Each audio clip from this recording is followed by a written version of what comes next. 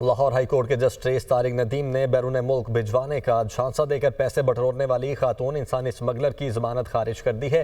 Justice Tariq Nadeem ने remarks देते हुए कहा, इंसानी स्मगलर किसी रियायत के मुस्तहिक नहीं।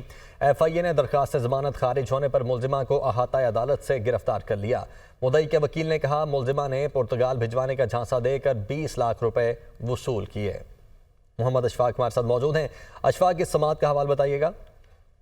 बिल्कुल, लाहौर हाईकोर्ट के जस्टिस तारिक नदीम का इंसानी स्मगलरों से मुतल्लिक बड़ा फैसला है। जस्टिस तारिक नदीम ने बैरून मुल्क भिजवाने का झांसा देकर पैसे बटोरने वाली खातून इंसानी स्मगलर की अबूरी दरख्वास्त से जमानत खारिज कर दी।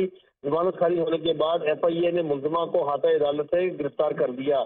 जस्टिस तारिक नदीम ने रिमार्क दिए कि इंसानी स्मगलर किसी रियायत के मुस्तहिक नहीं। दौरान समाअत मुद्दई मौजूद इकबाल के वकील ने यह बताया कि मुलजिमा ने पुर्तगाल भिजवाने का झांसा देकर 20 लाख रुपए वसूल किए। तो ये समाअत का हवाला रहा। बहुत शुक्रिया अशफाक आपका।